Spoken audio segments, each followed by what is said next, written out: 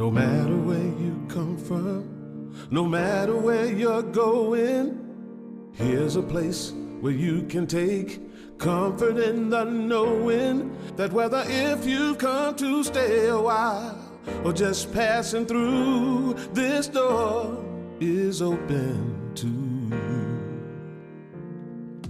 Come and let's be silent.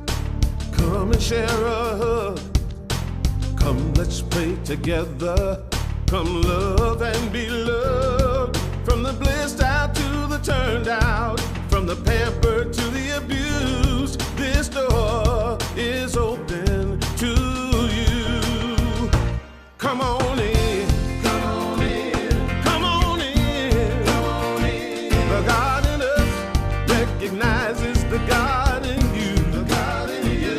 Whether you're black or white, gay or straight, Christian, Buddhist or Jew, this door is open to you.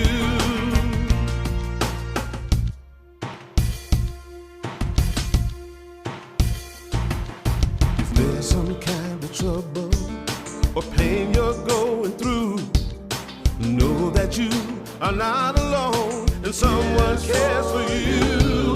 As an individualization of divine point of view, this door is open to you. This door is open. This door right here, this door is open to you. Is open for you. This door is open to you. This door is open. I'm talking about this door. Good morning. This door is open to you. This video allows us to connect with you. Turn and wave and welcome those that are joining us virtually. That time allows us to connect with one another. A special hello this morning to Unity in the Bahamas, who join us and stream our services for their services. It's always wonderful to know that you are joined by people in the Caribbean right now. That's going to feel really good in February when we remember that.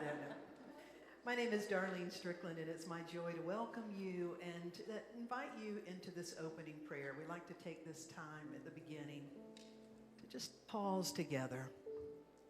As we turn our awareness within this morning, we pay attention to the day. It started off as a cool day, a crispness in the air, with hints of coloring changes in trees, with the wind blowing leaves that are beginning to let go. We witness the seasons of nature, the seasons of life. We experience this as the way the universe operates. We could call God as divine law. Today we experience how this shows up in our life, how we are both a participant and we are our own creator. And so we open our hearts and our minds for this time to be blessed, to be inspired, to be touched and healed. And in that we may be a greater blessing, living the truth of our being. And for this time together, we are truly grateful. Thank you, God. And so it is. Amen. We'd like to invite you to stand as you're able and join in this opening song that says, "My soul is welcome here."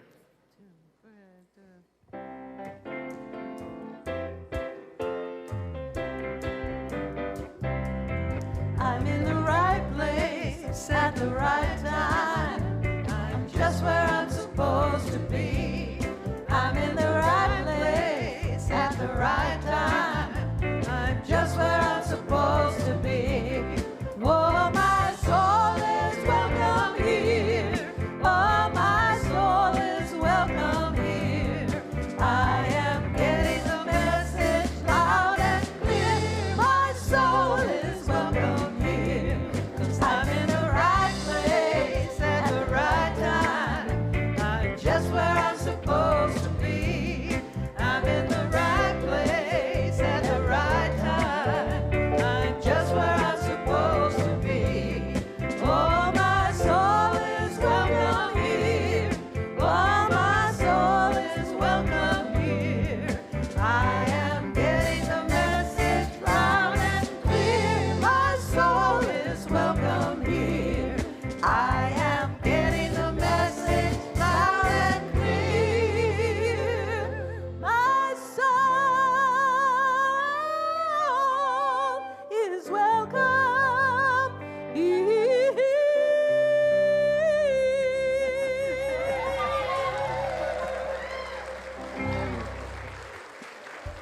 My soul is welcome here. Your soul is welcome here. Would you turn to those around you and welcome them this morning with an acknowledgement of the gift of having them here today. We welcome those of you that are joining us from wherever you are. We feel your presence. We appreciate your being a part of this community. We appreciate your willingness to engage these spiritual principles. And we also love hearing from you. So thank you for staying in touch. And thank you for who you are in the world. Yeah. All right. This song is such a truth. It says, this joy that I have, the world didn't give it. And that means the world can't take it away. Here we go. This joy that I have, the world didn't give it to me. Oh no, this joy that I have, the world didn't give it to me. This joy that I have, the world didn't give it to me. Oh, the world didn't give it and the world can't take it away. This love that I have, the world didn't give it to me. Oh no, this love that I have, the world didn't give it to me. This love that I have, the world didn't give it to me. The world didn't give it and the world can't take it away. Now sing it out, this peace that I have, the world didn't give it to me. Oh, this peace that I have, the world didn't give it to me. We sing this peace that I have, the world didn't give it to me. The world didn't give it and the world can't take it away. This joy that I have, the world didn't give it to me. Oh no, this joy that I have, the world didn't give it to me. This joy that I have, the world didn't give it to me. Oh, the world didn't give it and the world can't take it away. All right, so let's go off the chart and have you move a little bit. This dance that I have, the world didn't give it to me. Oh no, this dance that I have, the world didn't give it to me. This dance that I have, the world didn't give it to me. The world didn't give it and the world can't take it away. This joy that I have, sing it out. Oh no, this joy that I have, the world didn't give it to me. This joy that I have, the world didn't give it to me. The world didn't give it and the world can't take it away. Last line. The world didn't give it and the world can't take it away.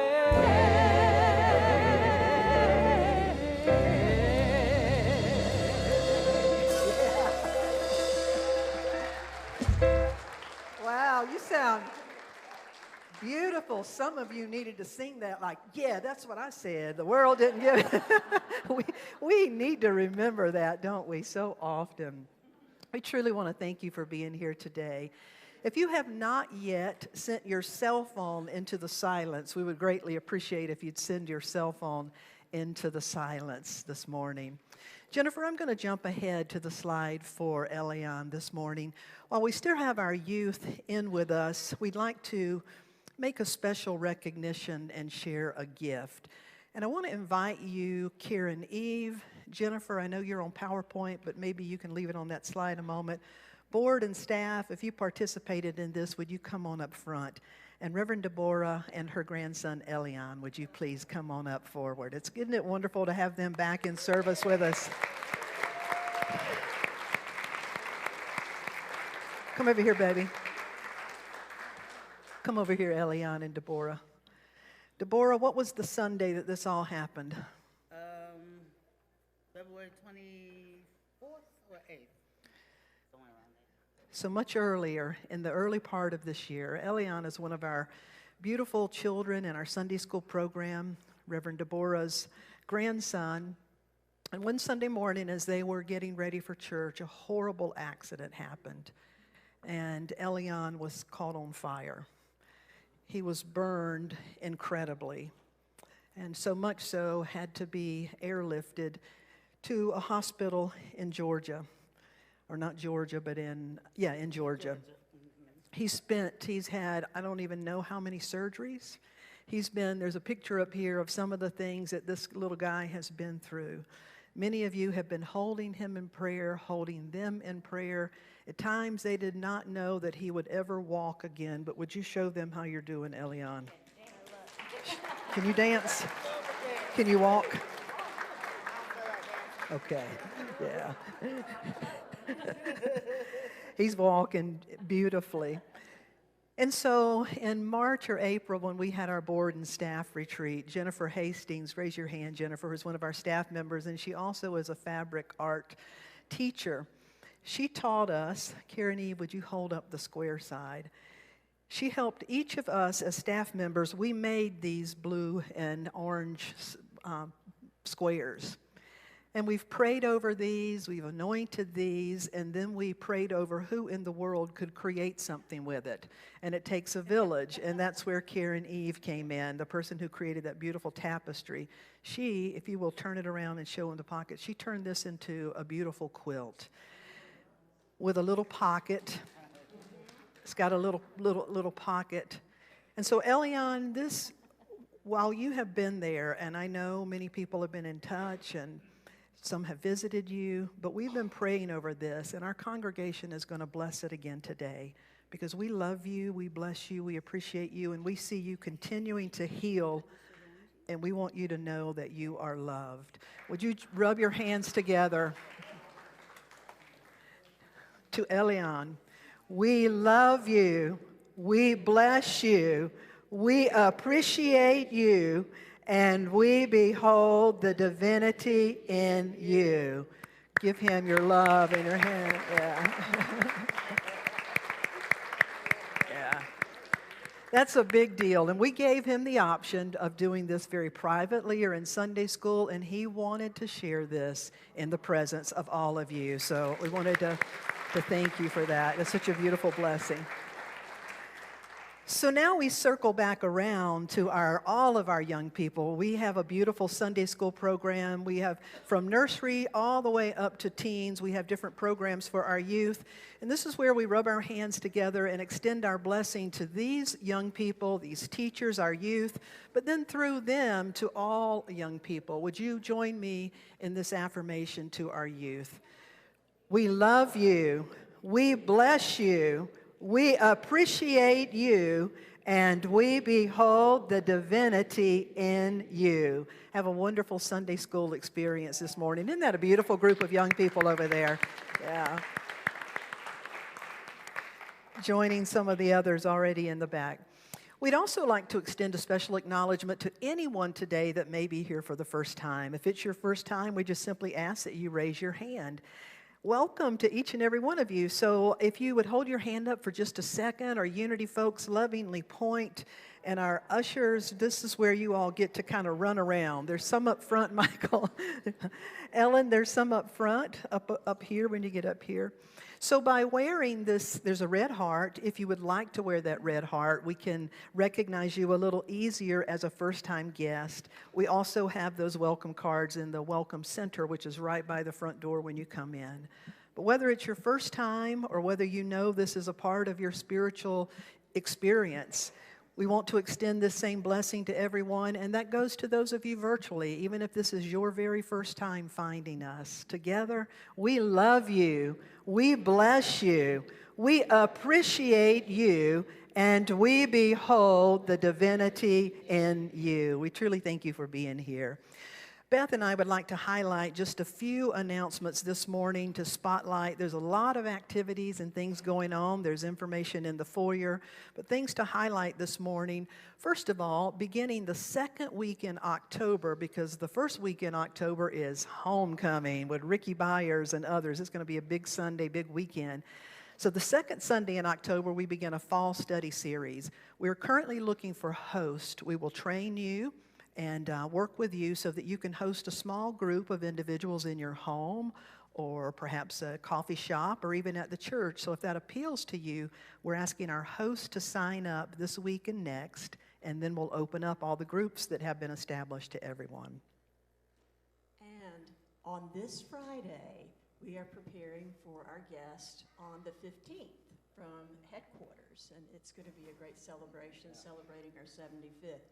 On the 13th, we're going to have a wonderful, special habitat, clean up, do everything, get everything spiffy day. So please, if you're willing to come join us, I think we start at 9 o'clock on Friday morning. So please come be with us. Yeah, so this Friday, if you can, come out, bring your work gloves, any work tools that you have. We're going to be working inside and out to do some beautification. And one of the really exciting things, I think most of you know, for our 75th anniversary, we are creating a pathway of peace. It also includes bathroom upgrades, because can you really have peace without a nice bathroom? I mean, you know. So it's going to, and there's some things in here that'll be upgraded. But this pathway of peace is completely new. It will be built in the area where our labyrinth is. And one of the first things you already see going in is called how many of you are familiar with the poem, If You Have a Pet and They Die, there's a poem about them crossing the Rainbow Bridge. There's actually a rainbow bridge at, where is it around here? Lake Lure. And Unity Village, our own headquarters, now has a rainbow bridge. We had this idea before them, I'm just saying, and so...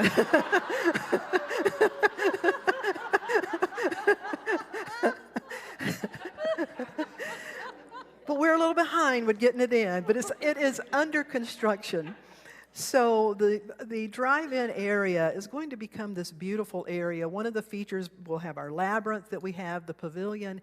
We're going to create a nice sacred space for people that want to come and have a memorial experience for their pet. It'll be very wonderful.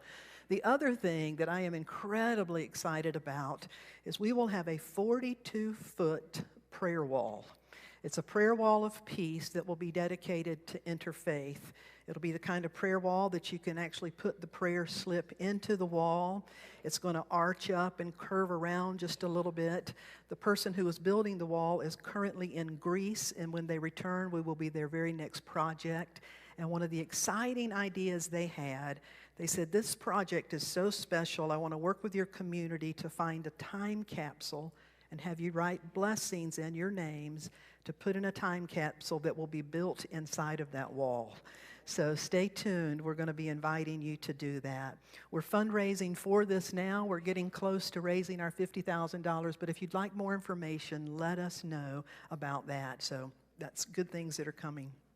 Also, next Sunday, we'll have refreshments after our Sunday service. Reverend Jim Blake and Reverend Mark Fuss.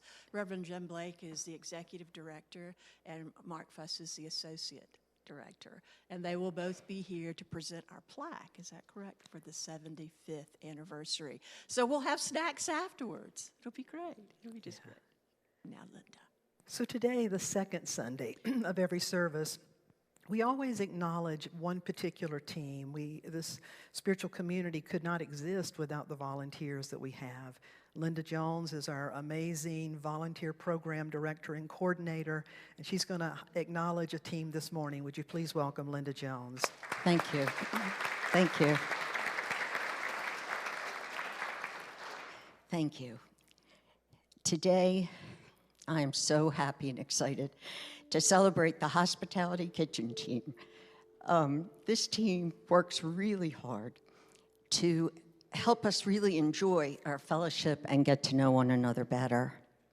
So I'd like to introduce our hospitality kitchen managers. That's Phoebe Reed, if you'll please stand, and Savannah Wheatley. There she is in the back.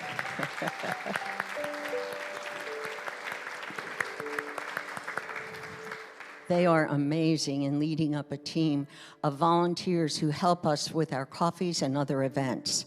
And so if you have ever worked in the kitchen as a volunteer or served at one of our events, would you please stand? This is going to be amazing, I think, when you see how many people. And there are some who aren't here today.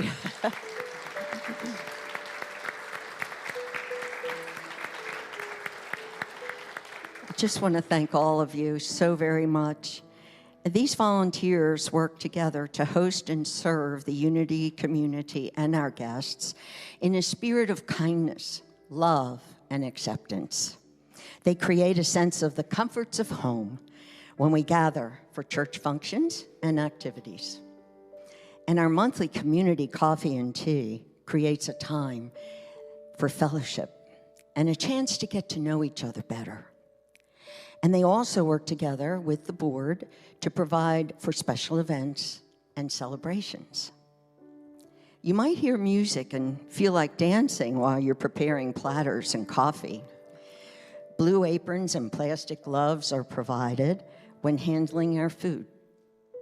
There's training to help volunteers become familiar with the kitchen and our efficient procedures when we're entertaining. The managers keep inventory, and they maintain an eco-friendly, sustainable kitchen, adhering to our Earth Care Covenant and Unity Green Star Award. Currently, we are in need of a leader for this well-organized and devoted team. I've been the temporary leader for too long, so... No, I've enjoyed every bit of it, really, because I love being in the kitchen and serving, but it's time to have someone step up. So if you're interested in hearing more about that position or this opportunity, please see me or a staff member. So here's what you can do to support this team. You could volunteer to serve at our monthly coffees. I put sign-up sheets out in the foyer 2 weeks beforehand, so you can plan ahead. You could bring labeled goodies. You're all invited to bring goodies for our monthly coffee. And just drop it off before the service into the kitchen, and they'll prepare it for serving.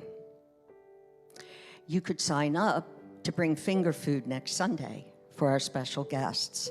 We're just doing finger foods, but we do need more than usual because I think we're going to have quite a lot of people there next week. And you could sign up to volunteer for our homecoming weekend.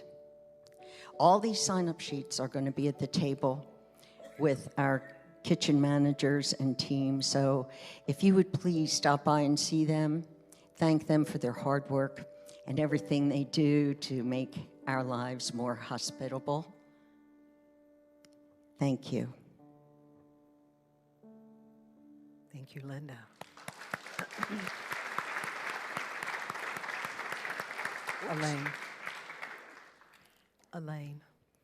Elaine Scott. Good morning, everybody.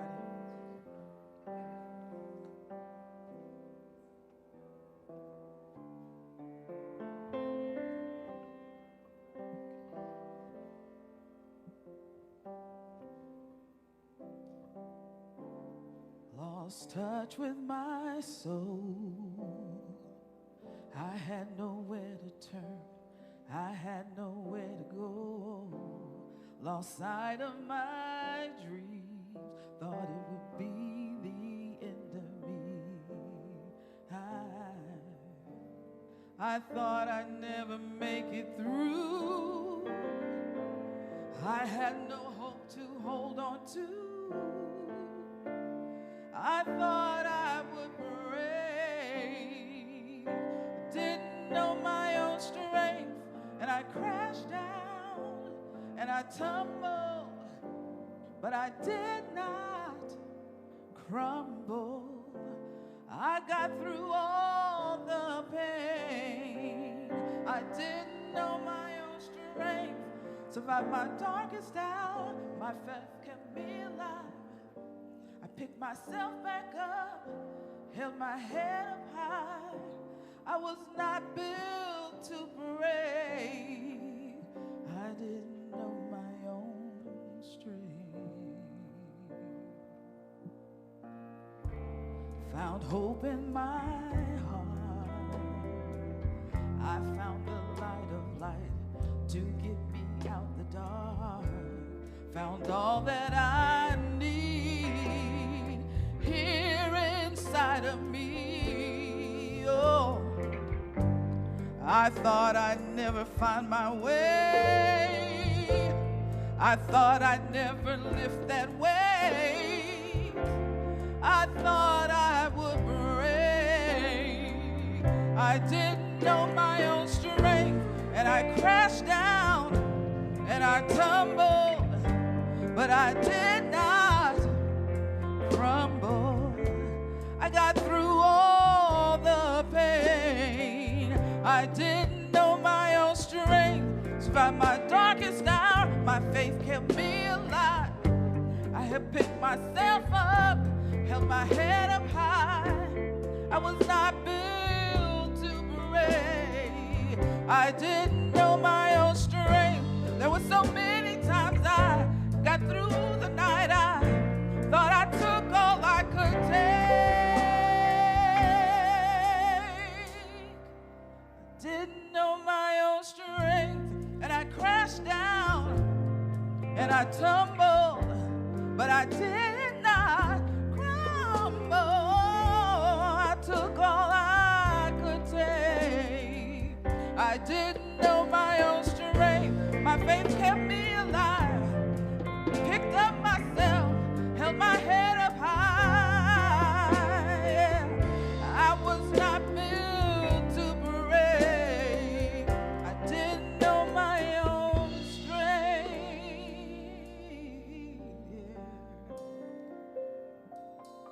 I finally know my own strength.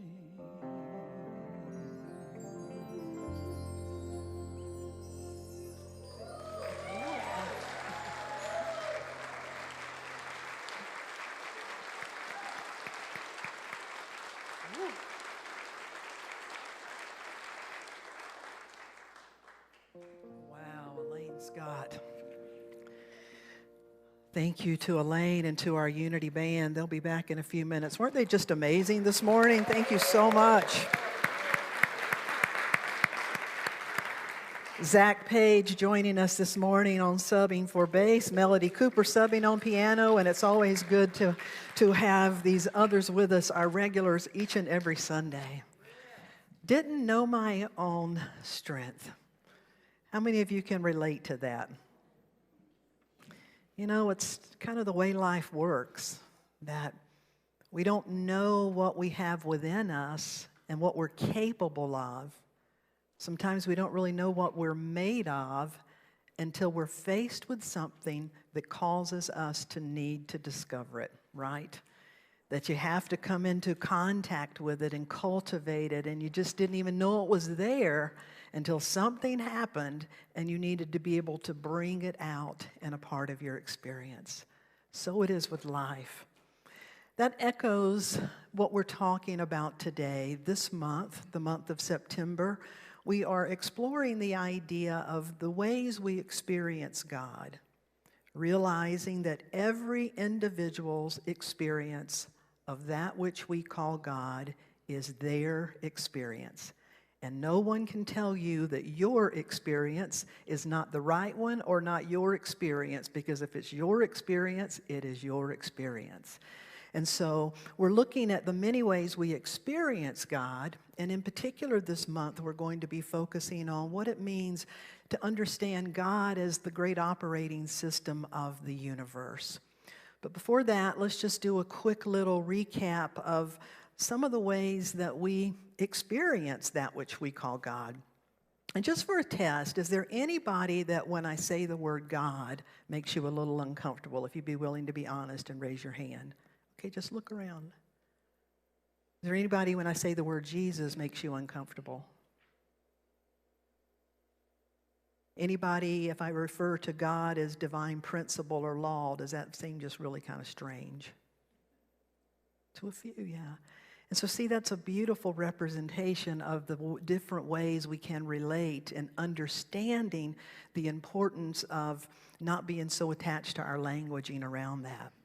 So the ways we experience God, the first one is our ideas or our concepts, that as it is with anything, we all have our own ideas and our own concepts. And it's like I told this last week, the little Sunday school class teacher who asked her young class, how many of you believe in God?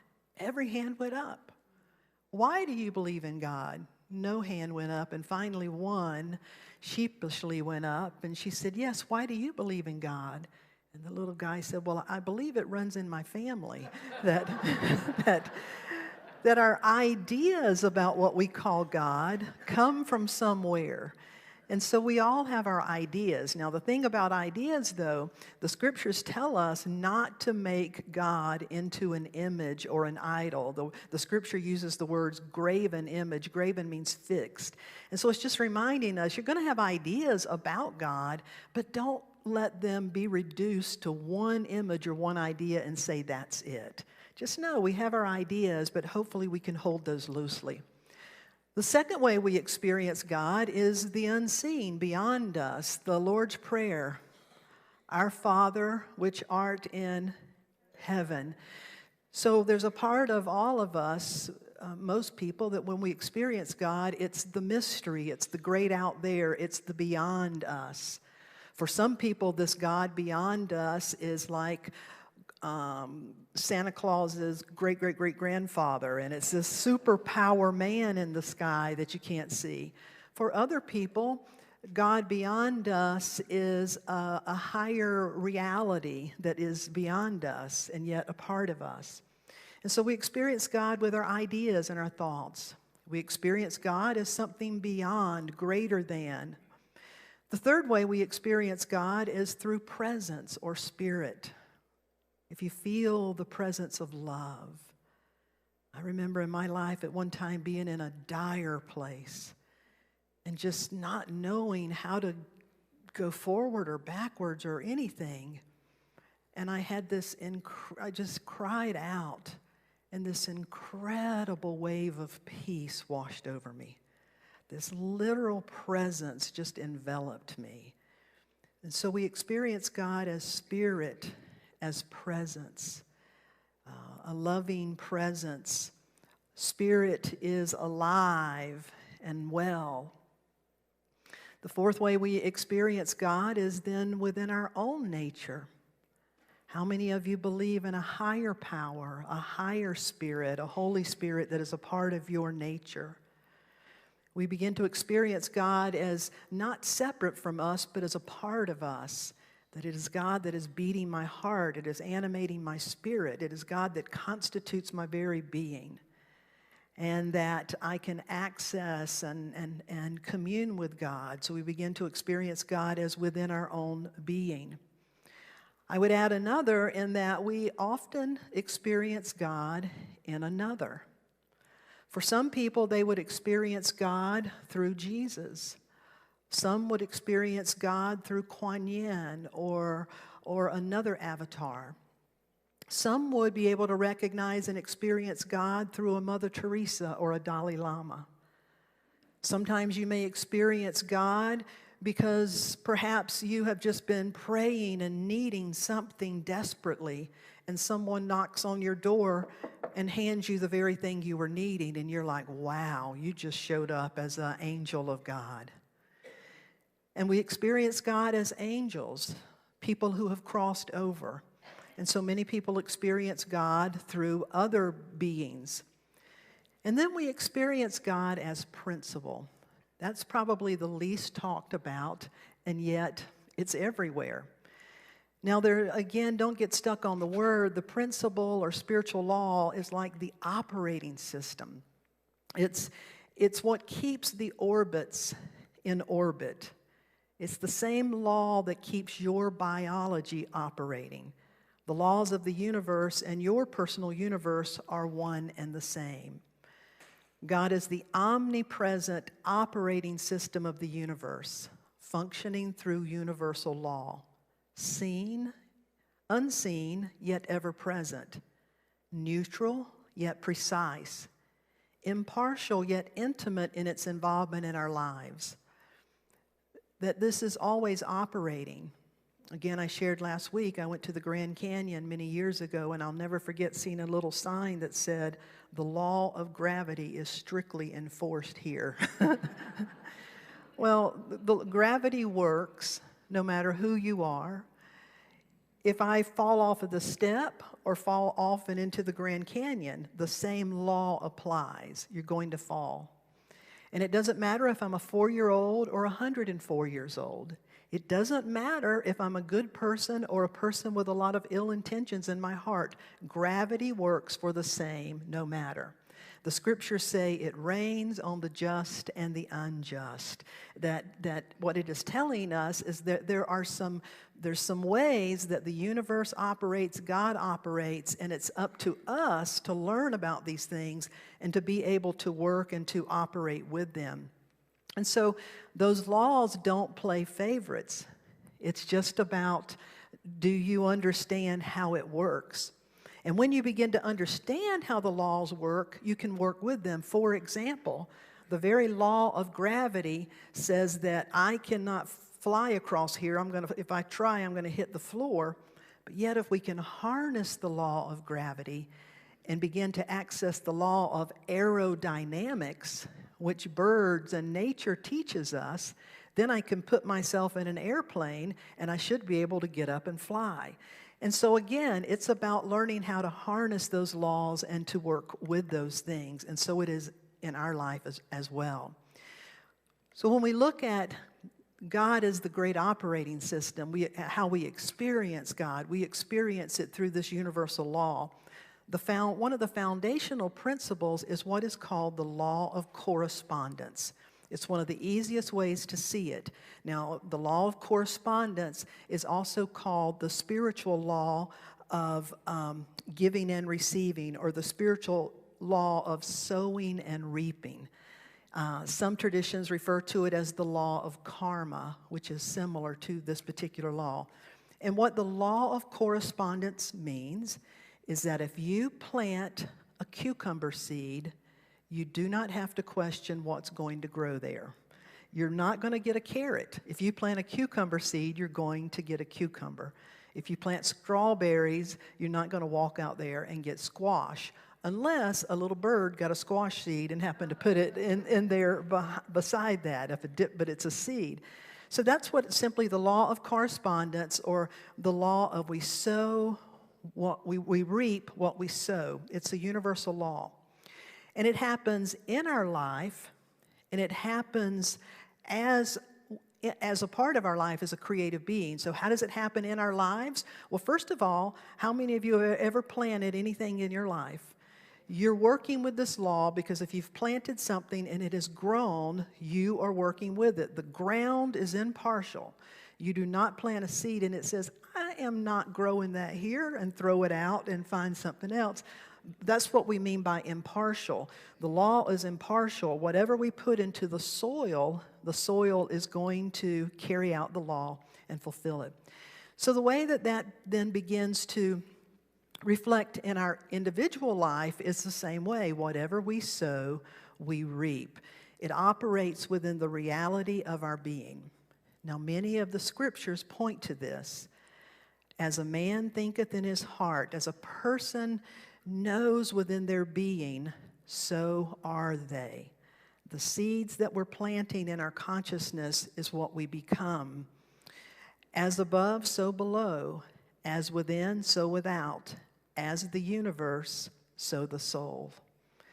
Matthew, it is done unto you as you believe. That these universal laws are always working with us, and hopefully for us. There's another one that says, with whatever measure you measure, it will be measured back to you. That's from Luke chapter 6:38. And then Galatians 6:7. Do not be deceived. God is not mocked. For whatever a man sows, that shall he reap. The word mocked means ignored or outsmarted. It says, don't deceive yourself because you can't outsmart or ignore the universal law. Whatever you plant, that is what you're going to have return unto you, whatever you sow. So our question becomes, well, how do I do that in my life? And we're going to look at some 4 ingredients today to talk about that. But the medium that each of us use, where this is taking place, is in our consciousness. Consciousness is creative, and we are creative beings. That's why the scriptures tell us that as you change your thinking, as you change your thought seeds, that which you begin to manifest in your life begins to change as well.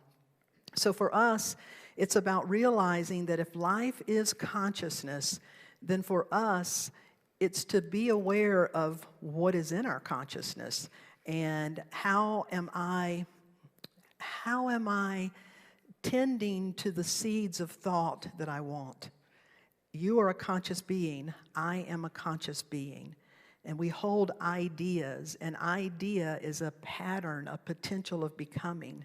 So when we hold thoughts and ideas and beliefs, and we germinate them in our consciousness, from the inside as within, so without, whatever we are germinating in the reality of our inner being, we then begin to express those things because that's what we're making up in our constitution. It's the very seeds of our being. And that's what we begin to express, and through that, that's what we begin to experience.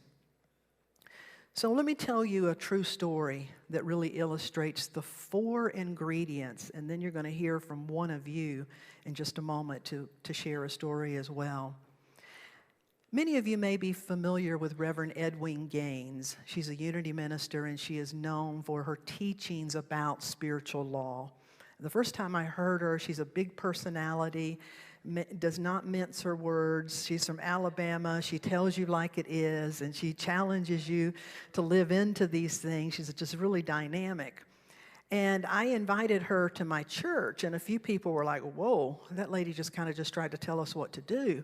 But she really invited them. So I had one particular woman in the congregation, I'm going to call her Jackie. She had attended Edwina's workshop, and it both gave her hope and it also irritated her because she began to think, wait a minute, you're telling me that I need to take on another level of responsibility. And so Jackie came to me about that and said, would you work with me? This has really stirred me up and I want to understand it. Edwina told us to prove it to ourselves, and I want to prove it. And so I said, okay, I'll work with you, Jackie. So when we met the first time, and I asked her, what is on your mind? What do you want to work with? She said, well, I do not like my job. I'm just unfulfilled. I'm undervalued. I'm not challenged. I don't like the people there. I'm pretty sure they don't like me. There's a lot about my job I just don't like, and I want to find something else. And I said, have you looked for something else?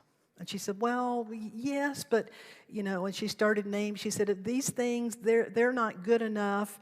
And then as she talked more and described some others, it was like, well, but then I'm not good enough for these other things.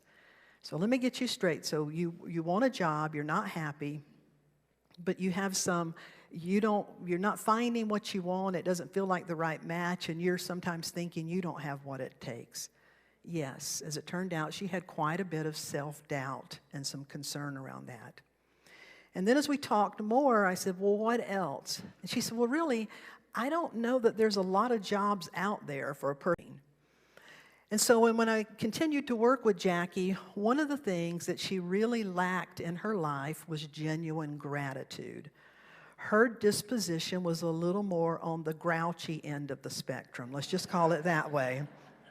And just sort of, well, it's like the glass is half empty, just a lack of gratitude. So that was the very first thing I recognized, and we talked about that and how to make it real for her. Because you can't just tell somebody, you're a grouchy person, stop doing that, be grateful. And they'd be like, okay, I'm glad somebody finally told me that. I'll just fix that right now today. No. So it's about them understanding. We had to talk about that, and I had to help her realize gratitude is a vibration. If I walk out every day and if I genuinely find things that I appreciate, if I appreciate my home and my beautiful garden, if I appreciate the talent that I see in Elaine, if I appreciate the love that I can see between other people, when I begin to genuinely appreciate these things, I'm priming my own receptivity. Because you see, when you start to appreciate raises your vibration. When I start to appreciate it, even if I may not feel like I have it in my life yet, by beginning to consciously appreciate the things that you desire, you don't even know how much good is happening because you're tuning in to that vibration, that seed, that possibility. So she began to put some work into noticing how much she was wah, wah, wah, and then dialing that back and finding her authentic way to tap in to becoming grateful. And so she worked with that. Then the next thing we began to work with was her lack of self-confidence. And that relates to your I am. So the ingredients that we've got so far are gratitude, and now it comes down to our I am.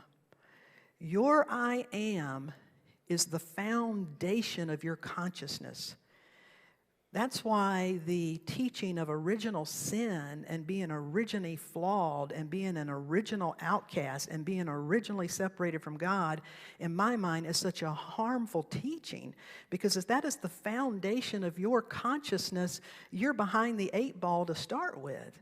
And so our I am, that establishes the container for our consciousness, so working with that. And so Jackie didn't have the education some people had. There was some things she didn't have. Well, I said, let's don't focus on that. When it comes to you, tell me about the things that you are. And she said, I'm an honest person. She said, I have a good heart.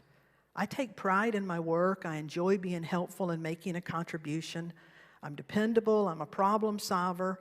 She said, I love to learn. I'm a good student. I'm willing to learn. And I do have skills and experience, years worth. And I said, let's start focusing on that.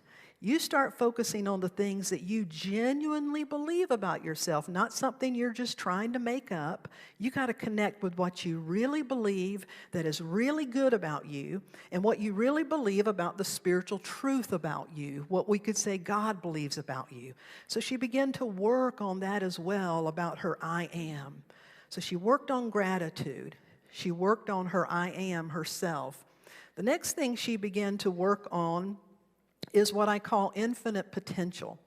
Because she had told me, well, there's not that many jobs available for me. And I said, there is somebody today in a chocolate factory tasting chocolate and being paid good money to do it. There are jobs out there that you and I cannot even imagine. And your business is not to have to create it. Your business is to tune into the truth that there are unlimited opportunities in this universe. You don't have to try to figure out exactly what your job's going to look like, but you need to start finding examples of how the universe has just incredible opportunities. There's just potential everywhere. It's we who limit it so often. And so we talked about gratitude. We talked about herself, I am. We begin to help her tune into the truth that potential, the universe has potential for opportunities. There's things that we can't even imagine. We don't have to know how it's going to work. Our job is to open ourselves to the potential, that the seeds of possibility are available. And then the fourth thing, which is vital, is you must begin to put into circulation whatever you're trying to have in your life. It just doesn't happen to you, it happens through you.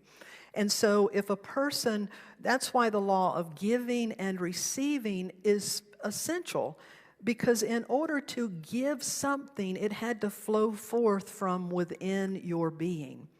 And so I talked to her about you need to find ways, create the opportunity to find ways to put into circulation your energy, your life energy, your creativity, your time, your talent, your treasure.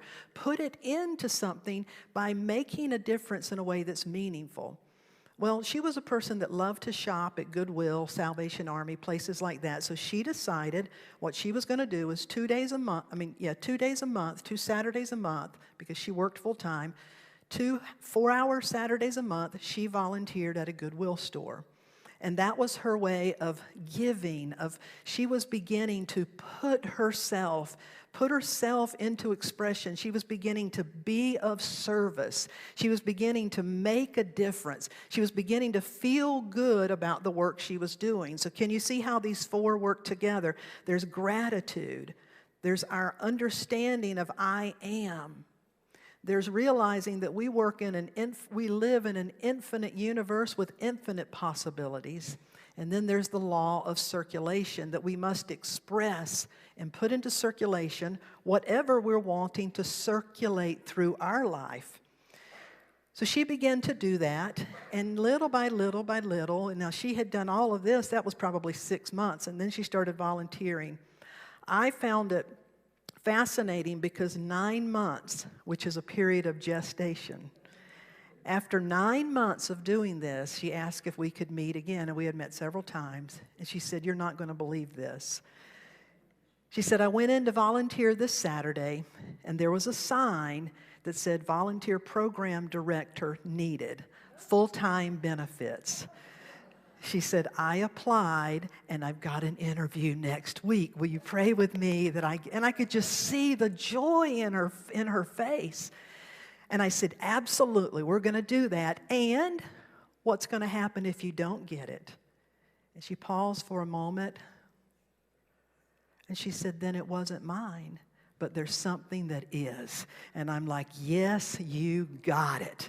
And so she went, and I was so happy when I got that email. She said, "I am now the new volunteer program director at the Goodwill." And yeah, that's a powerful story, true story. That's why I do what I do. This stuff works if we work it. Jake Fisher, would you please come up? I get the opportunity to talk to many of you, and I have met with Jake a couple of times, and he has shared about himself, and he shared a story with me, and I said, "Jake, would you be willing to share that with the congregation?" And what was your first reply? Nope. No. But where are you, Jake? Here I am. I'm playing.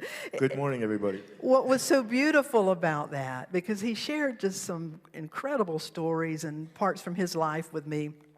And then I said, "I'd love for you to share that." He's like, "No, I don't really want that attention." And I appreciated that. And I just left it.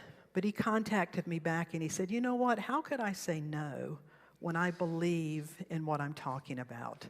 So, welcome, Jake Fisher. Thank you. Like Darlene says, my name is Jake. I moved here almost 2 years ago, and it was because of Steve and Judy McCowan that I'm here. Thank you, Steve. Thank you, Judy. I'm originally from the Midwest. I was born in Des Moines, Iowa. And believe it or not, at the age of 5, my mom put me on an eastbound train in Des Moines all by myself. That train took me to Terre Haute, Indiana, and I lived with my grandparents and my great-grandparents for 3 years. As the story goes, when I arrived, my grandpa said to Grandpa, "Now that baby Jake is here, we need to get us an indoor toilet and a TV." Grandpa said, "We can't afford both. Pick one." She picked the TV, and nothing else mattered. And I survived. I lived in Indiana for 3 years, and then my mom came and got me. She took me to the suburbs of Chicago, where I lived with my younger brother and sister in a foster home. After that, we lived in an orphanage for 3 years, and I lived in a boys' Catholic boarding school for the first 2 years of high school, and eventually enrolled myself into a public high school. And as you can see, I survived. After graduating high school, I left home to join the Navy to see the world. I served for not quite 4 years. I'm a combat veteran, and I did 2 tours in Vietnam, and I survived. Thank you.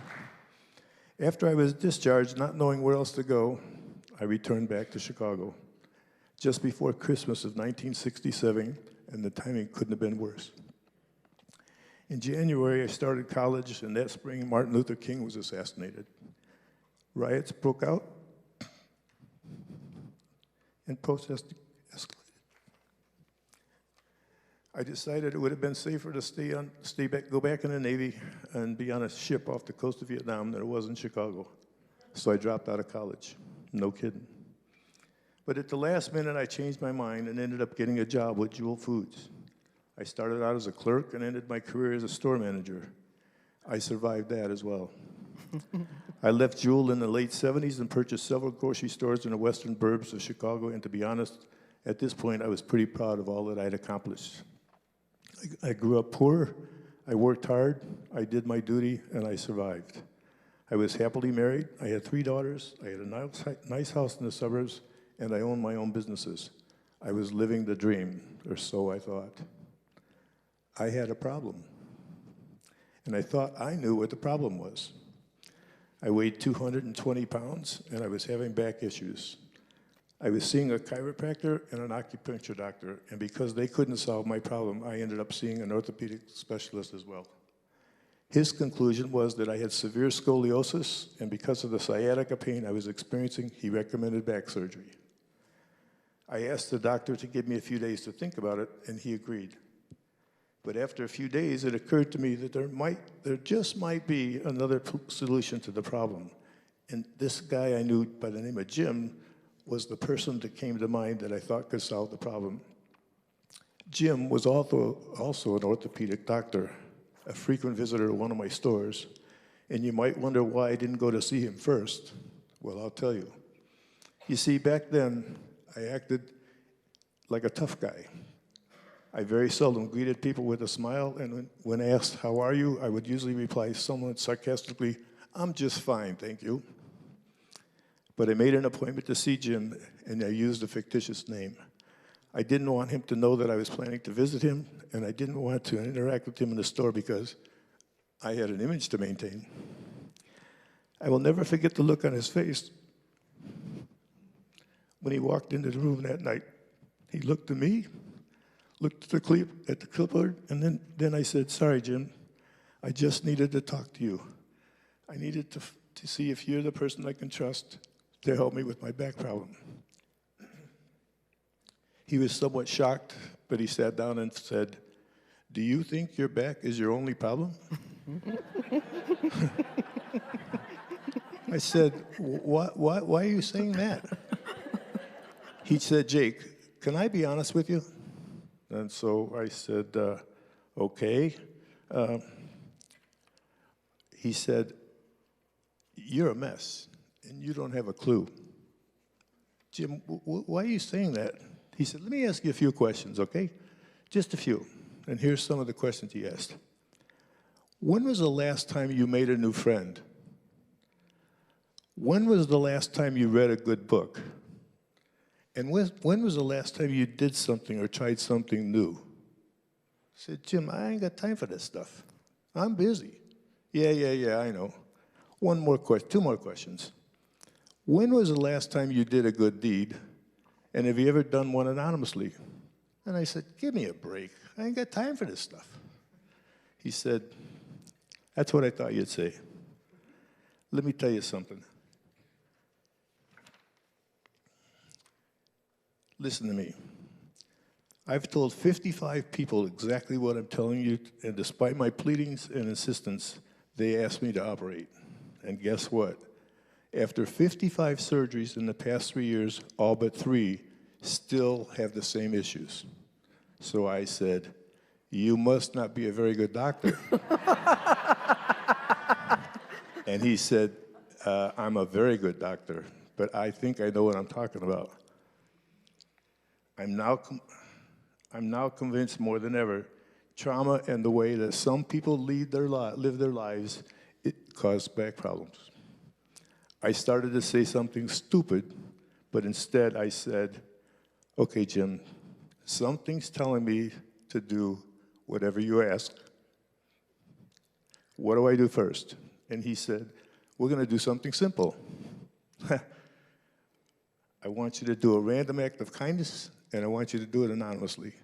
And I said, "You said it was going to be simple." And he said, "Just do it. And after you do it, I want you to ask yourself the question, how did it make me feel? Because honestly, Jake, you don't have a clue. I don't think you have any idea how the things you do and the things you say affect you and others. Call me when you're done." He stood up, shook my hand, and he left. I sat there for 10 minutes. What in the world just happened? Why would a doctor that smart prescribe something so stupid? I left the office, and over the next few weeks, I kept thinking about what the doctor had prescribed and did nothing. One day, a few weeks later in October, on a cloudy, rainy day, I stopped at a small cafe for lunch. I sat at the counter. I ordered a bowl of soup, a biscuit, and a cup of coffee. $3. Shortly after I started eating, an older gentleman sat down next to me to my right and looked at what I was eating, and he told the waitress, "I'll have the same thing." We struck up a conversation, and I quickly learned that his wife of many years had died recently.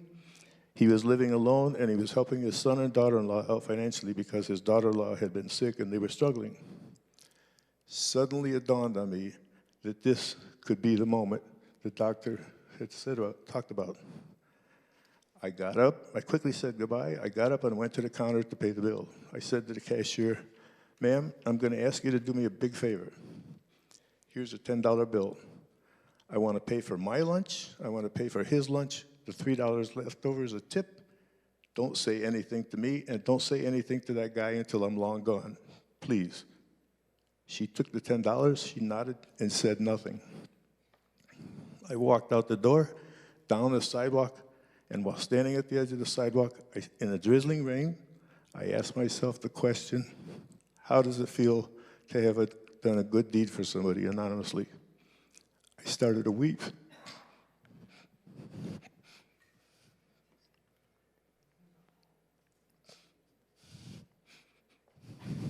They weren't tears of joy, and they weren't tears of pain.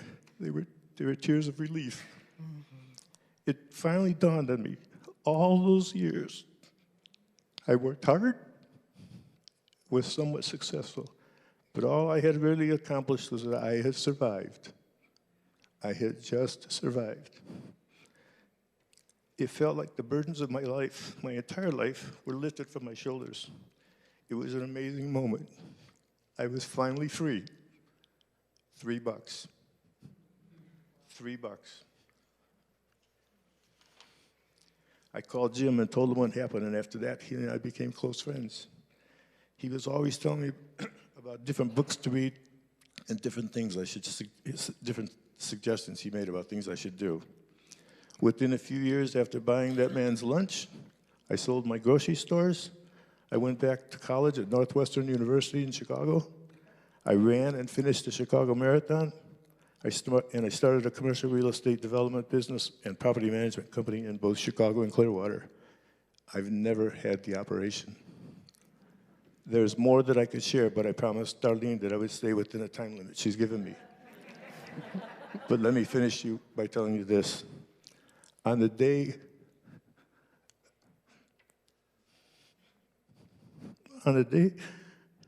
of my 60th birthday, 25 years after that lunch incident, I had finally graduated college, and I was eating lunch with my new friend, Steve McCowan, sitting at base camp of Mount Everest, sitting almost on top of the world and feeling like I had arrived. While sitting there, all I could think about was how fortunate I was to have listened to Jim and that I had avoided the back surgery. I also remembered how fortunate it was to have lived with my grandparents in rural Indiana with dirt roads, covered bridges, and outhouses. And most important, I realized that after just surviving the first half of my years, I was able to live a life that I was really proud of. I was thriving. In closing, I would like to suggest that we all spend the rest of our lives looking for opportunities to do random acts of kindness. And like Mikey says, when you see it, just do it. Each time we do, ask ourselves the question, how does it make me feel? And is the world a better place for me and for them? My sincere hope is for all of us is that we will live our lives constantly, and that they will constantly be changing for the better because of what we do and what we say, and all of our lives will be better for it. I promise you. Thank you.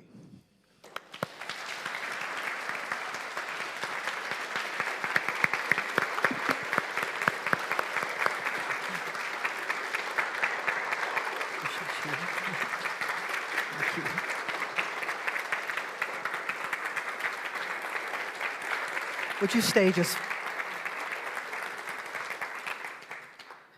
Can we extend our gratitude and tell him we love you, we bless you, we appreciate you, and we behold the divinity in you? To Jake, we love you, we bless you, we appreciate you, and we behold the divinity in you. Thank you so much, Jake. Thank you. Melody, would you come on up? You never know who you're sitting beside in here. You'll hear more from him. What he has done and continues to do is just amazing. And so this week when we talk about, universal law, you don't realize, but that's how it works. It's about connecting with gratitude.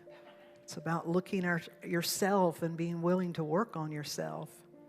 It's about realizing that this is an infinite, incredible universe, and that we're always putting something in circulation. Why not be intentional and circulate those acts of kindness, the goodness, the things that we'd like to have moving through us and flowing back to us? I'm going to invite you to close your eyes a moment and just listen to this affirmation. I am one with the divine source and flow of life. My life is an inlet and an outlet of the one life. All that I express, all that I bring forth through myself, through my circulating, all that I have to put out, can be my offering for the greatest good. And so I will open myself to give and receive abundantly and joyfully, in harmony with unconditional love, in accordance with universal law.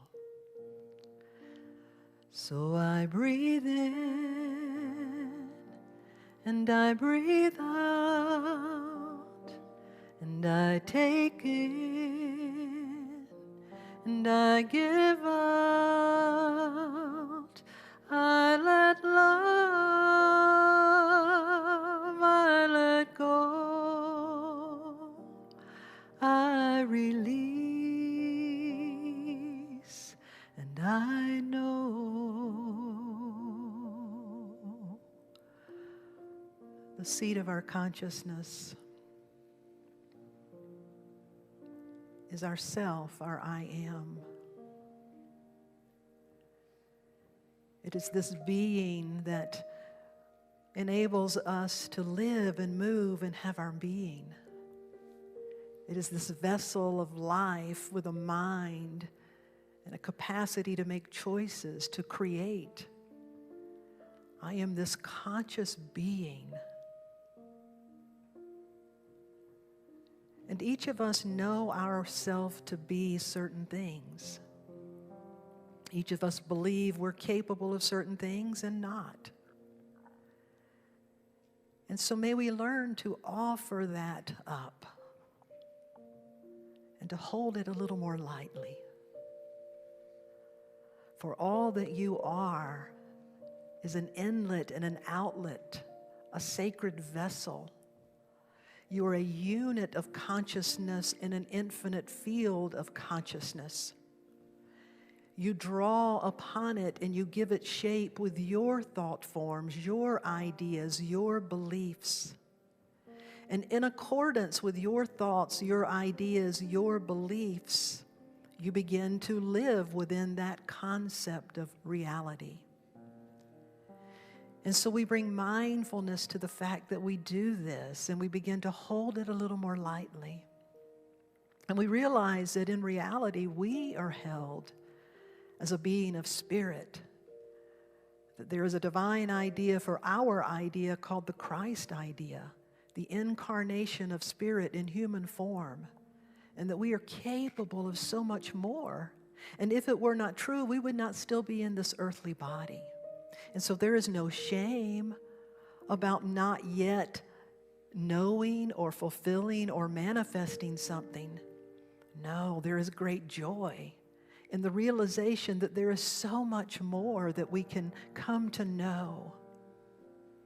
And so we begin to give gratitude. We recognize and celebrate the things that we appreciate. We begin to see and recognize and appreciate the things that can be, that could be, that are possible. And we begin to realize that if they exist for anyone, they can come to exist in our life in a way that is relevant to our being. And so there is no comparing. This is about expressing the fullness of our potential. As we plant and sow, the thought forms that we germinate and grow and cultivate and express, so we begin to experience. And so we ask the Holy Spirit, the Spirit of wisdom, to illuminate our minds, to help us release and cleanse those ideas that no longer serve us, that we may be vessels and seeds of light with lives that are full of generous love and gracious being. So I breathe in and I breathe out, and I take in and I give out, and I let love, I let go, I release, and I know that's the flow of life. Sing it with me. I breathe in and I breathe out, and I take in and I give out, and I let love, I let go, I release, and I know. Come on up, band, sing it one more time. I breathe in and I breathe out, and I take in and I give out, and I let love, and I let go, I release, and I know.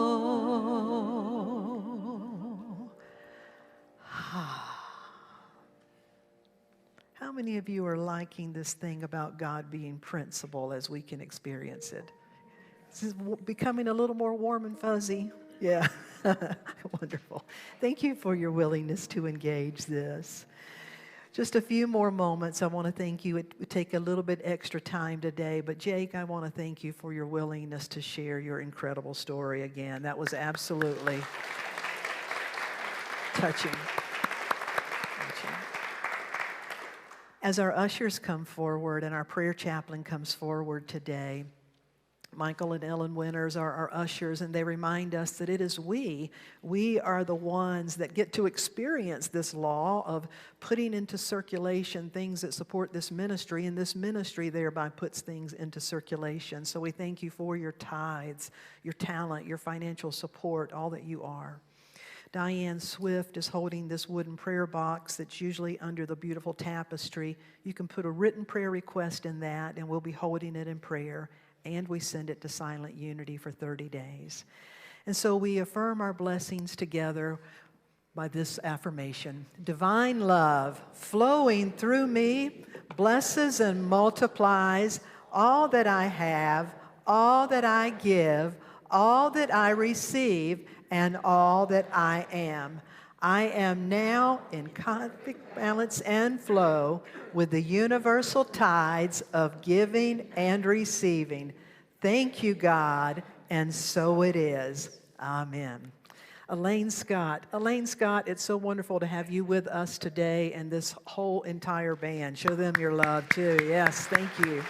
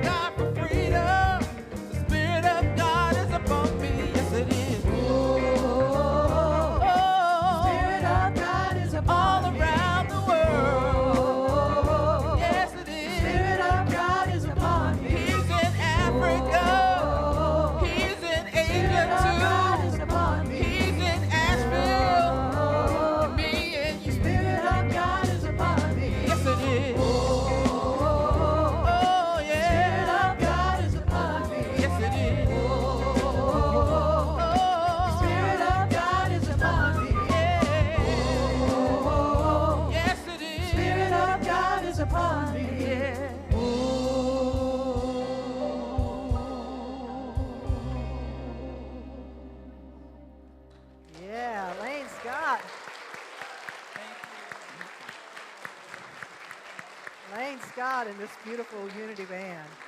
That's a Ricky Byers song, and she's going to be here with us the first weekend in October. You don't want to miss that. Please remain standing. We're going to bring this service to a close.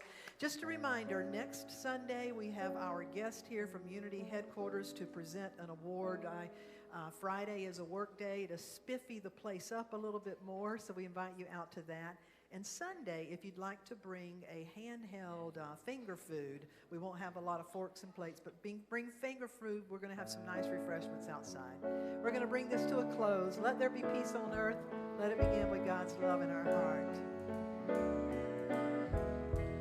Let there be peace on earth, and let it begin with me.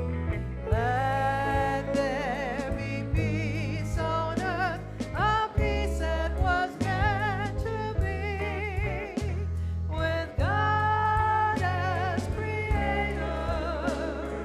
Brothers and sisters are we. Let us walk with each other in perfect harmony. Let peace begin with thee. Let this be the moment now. With every breath I take, let this be my joyous vow. To take each moment and live each moment, peace eternally. Let there be peace on earth, and let it begin with me.